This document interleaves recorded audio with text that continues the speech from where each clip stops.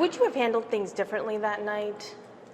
Take me through that night again. Okay, as you know, I've been doing community work with young people in the community since coming home from prison in 2021.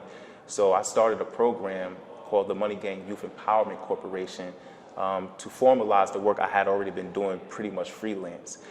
One of our goals is to keep kids away from gangs, drugs, violence, and criminal activities. I'm a one-man army in doing that. Every effort I made to try to raise money for that program had been slow. We were doing a fundraiser at the West Capitol Park where we were selling bottled waters and passing out flyers to raise awareness about our program. So that day, that's what I was doing. I do that every day from Monday through Friday between the hours of 11:30 to 3:30 with some of the young people who are participants in the program. So that particular day, two of the young men that I had working with me, I took them to Cohoes because they wanted to go out there and see some friends, and I left. Later on, it came to my attention that they were hanging out with gang members. So a part of our program is that you can't be affiliated with a gang if you want to be a part of the program. So my job and responsibility as an intervention worker is to go and investigate these particular incidents to ensure that these kids are not being recruited by gang members or being influenced by gang members. So that's what I went up there to do. Upon arriving there, I seen one of the young men that is in the program, and I confronted him about why he was there. And this is when this particular incident occurred. I was surrounded by several gang members. One in particular got in my face, was very aggressive, very threatening.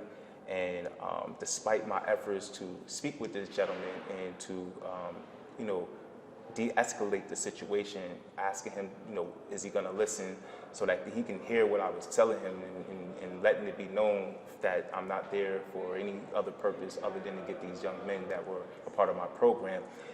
He wasn't listening.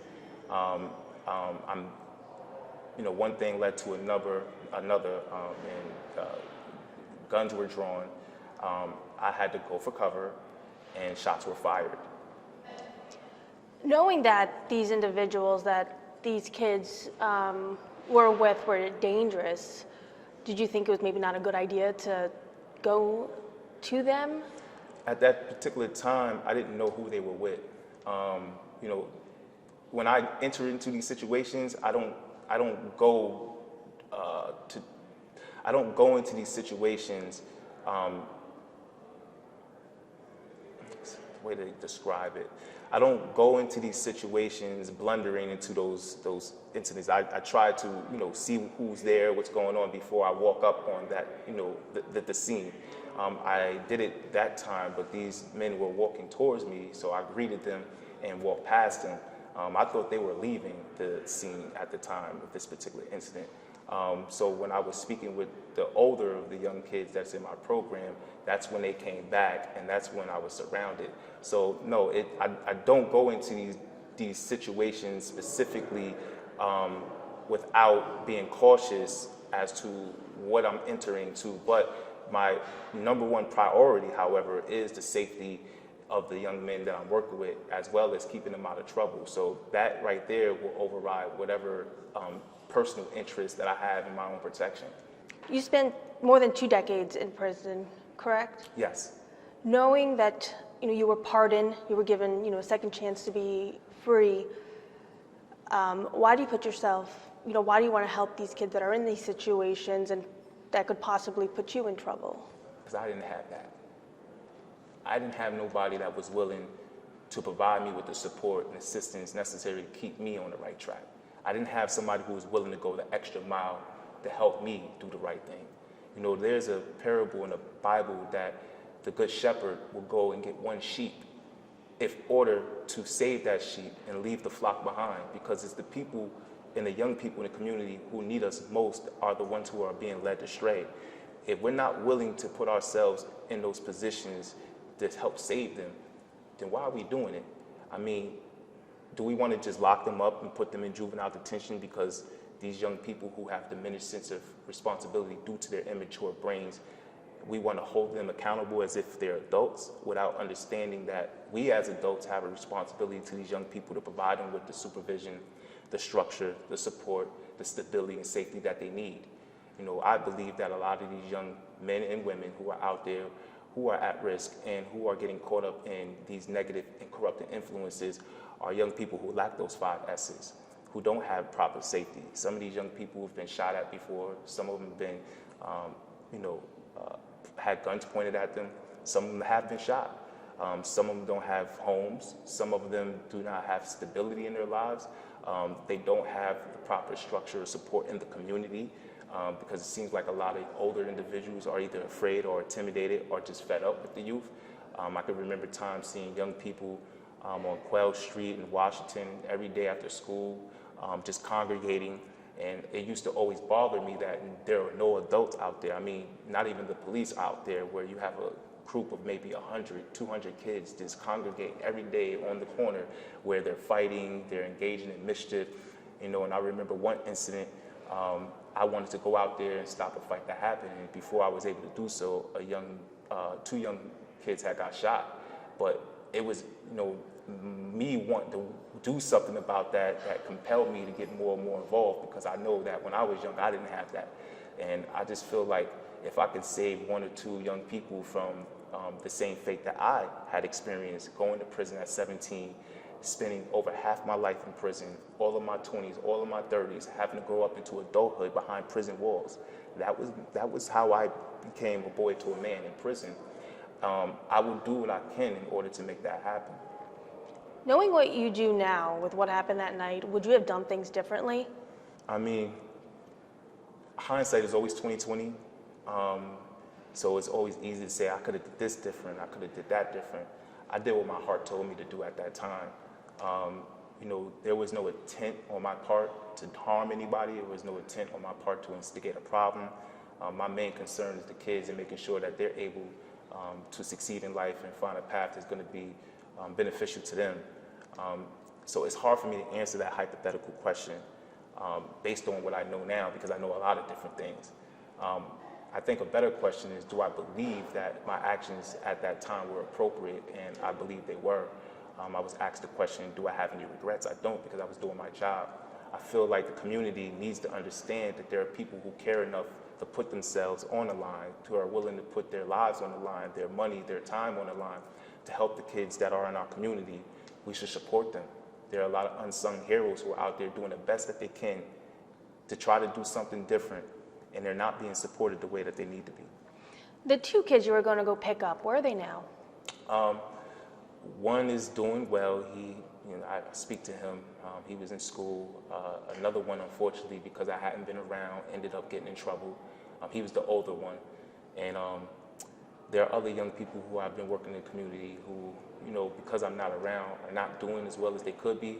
But I do believe that the influence that I've had, the impact that I've had in their lives has helped them in ways to become better. But unfortunately, one of them had gotten into trouble, though. Why do you think the DA's office, why do you think they're going after you for attempted murder? Because honestly, convictions seem to be more important than justice, right? I don't think anyone can look at the surveillance footage, know my history and the work that I'm doing in the community and say, this guy's a murderer, this guy attempted to kill someone. I mean, it just doesn't make sense. I think that unfortunately, when you have an office being ran by someone who's being accused of misappropriating funds, it reflects badly on the character and integrity of that office. I don't know any of the DAs, district attorneys that work in that office, and I'm sure there are a lot of people who are good in that office, but I think a lot of times we lose sight on what's really important. It's not a conviction. It's not to try to get the most severe charge to stick. It's about trying to come to a resolution on a matter that is good for the community and that's good for all parties involved, and not just your conviction rate. I know in that incident, someone died, so who should be held accountable in that situation? The person who should be held accountable is the person who did it. I mean, I'm not being charged with killing Shia Leggett. I didn't kill Shia Leggett. That's the reason why those charges were dismissed. But there should be accountability. Whether or not that accountability How that accountability looks is really not my responsibility. I just know that there's a lot of incidents of violence in our communities that needs to be addressed, but there are a lot of conditions that lead to violence in our community that are not being addressed. A lot of these incidents of interpersonal violence could be resolved if more economic opportunities were created in the community. I strongly believe that a lot of the violence that goes on in our communities is directly related to the strain that people are faced with because of financial difficulties, because of a lack of economic opportunities, and there's been numerous studies to prove that this is the case. When you provide people with access to economic opportunity, they tend to do better. I mean, a lot of the young people that I work with, one of the things that motivated them was the opportunity to work with our program and to be able to earn money by helping out with one of our fundraisers, or we go on a trip to do a showcase in Ohio or in the city, and they're able to do little odd jobs to make money. They tend to shift their way of thinking from being in the streets and being involved in violent activities and beefing with each other to now, being motivated to want to do something that will help them earn money.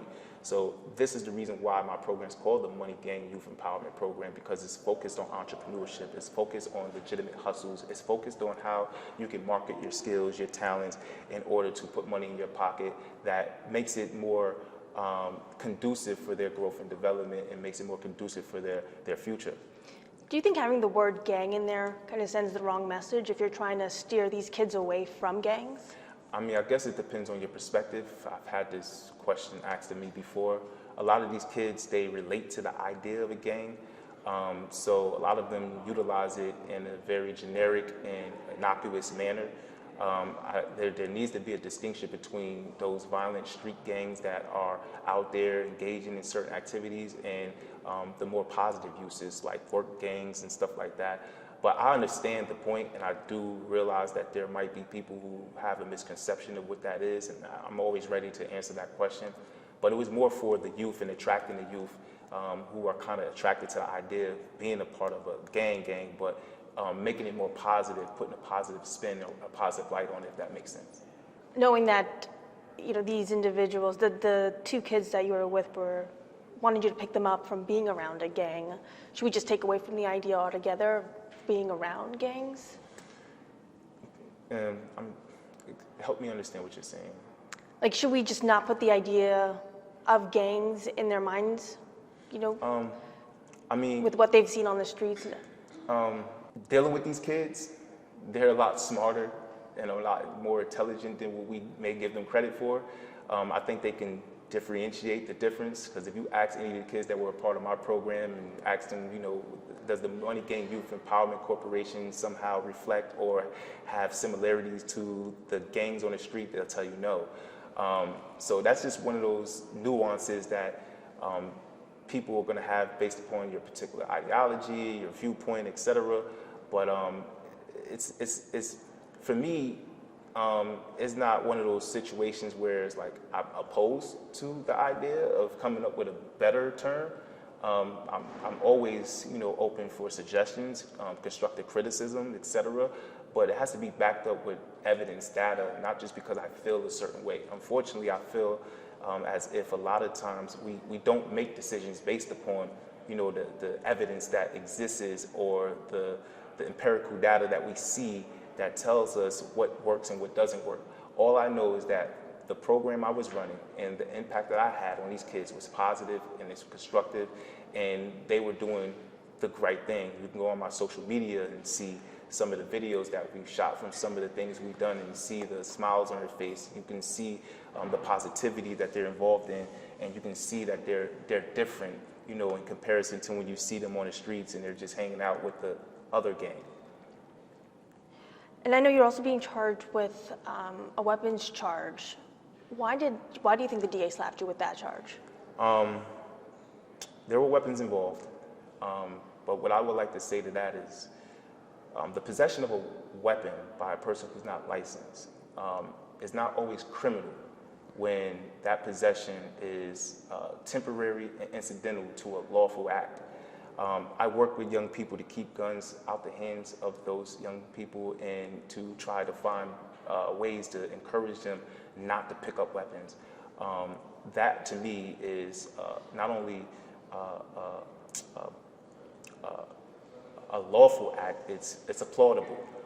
So the public policy in New York State allows for us to have that ability to be able to take, illegal guns off the street, but you have to know what the law is, and you have to be, understand that you have that opportunity to do that. This is why we have gun buyback programs and things of that nature. You don't need to be licensed to have a gun back program. You don't need to be licensed to go out there and encourage young people to put down weapons or to give up their weapons. You just have to have a concern for the work and want to do it, and the law gives you allowances for that. So are you saying you weren't carrying a firearm that night? I don't carry firearms for defensive purposes. I don't carry firearms because I think I need it. I preach against the carrying of firearms. I feel like most incidents can be handled without violence if you take the time out to talk, but it takes two people to listen. And unfortunately, you don't always have the opportunity to have two people to engage in a conversation. Sometimes people who have weapons are emboldened to use them, and as a result, they shut themselves down from reason. But I don't endorse, nor do I encourage the use of weapons to solve violence, nor do I encourage or endorse my young people to carry weapons. And they'll tell you themselves that I'm always on them about that. But the sad reality is that we don't manufacture guns in the community, and there are proliferation of weapons in the community. There are a large segment of young people in the community that don't feel safe because of the amount of guns that are in the community. Again, there have been young people who have been shot. And I personally, when I was young, at their age, 12, 13, 14 years old, I never had those experiences. So it's difficult trying to convince them that they don't need a weapon for safety when they see so much gang violence, gun violence around them. And it seems like there's nothing really being done about it. But we do the best that we can in order to encourage young people to find alternatives to the violence.